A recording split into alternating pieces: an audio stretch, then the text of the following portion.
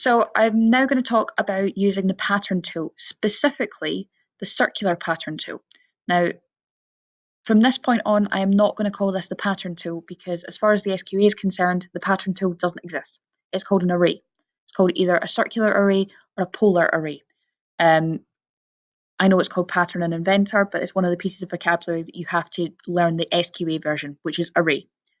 So what I'm wanting to do is I'm going to want to array this hole so that first of all it goes down vertically down my diffuser a couple of times.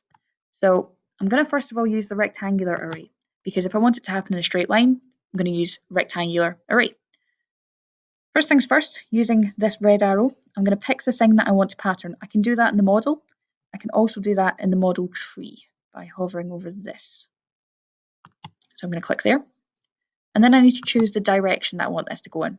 Now I want it to come down my diffuser. So I'm going to pick a surface which is in that direction.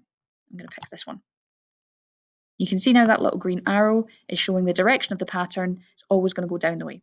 If for whatever reason I want it to go up the way, I could do two things. I could either click this top surface or I can flip it so that it's now pointing up. The direction of the arrow is always the direction that the pattern is going to work in.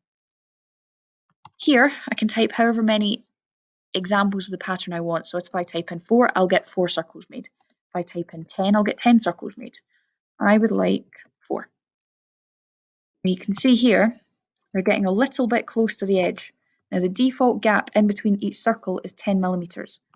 I'm going to adjust this slightly so that it is 8 millimeters. And now that I'm happy with that, I'm going to click OK. And it is going to pattern that little set of holes. So that's the basics of a rectangular pattern. Array. I should have been saying an array. Sorry. Now I'm going to use a circular array. Again, I need to pick the features that I want to array. So here I want to array extrusion 1, but I also want to array all of this because if I only click extrusion 1 when I do the array, I'm only going to get that top circle. So I'm going to click that. It's going to select everything. And then instead of selecting a face, I need to select a rotation axis. Well, my rotation axis is this cylindrical surface that I want to array around. So I click that. And you can see here with the green preview that I'm getting the circles being arrayed all the way around. Now, if I wanted to, 360 degrees is the total number of degrees in a circle. So if I wanted to, I could type in 180 for it to only go halfway around. Or I could type in 256 for it to only go 256 degrees around the circle.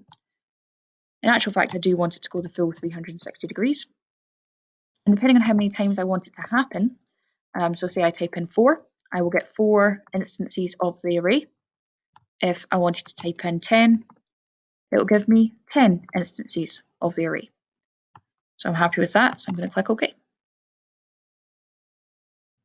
And that's me got my filter array into my little diffuser.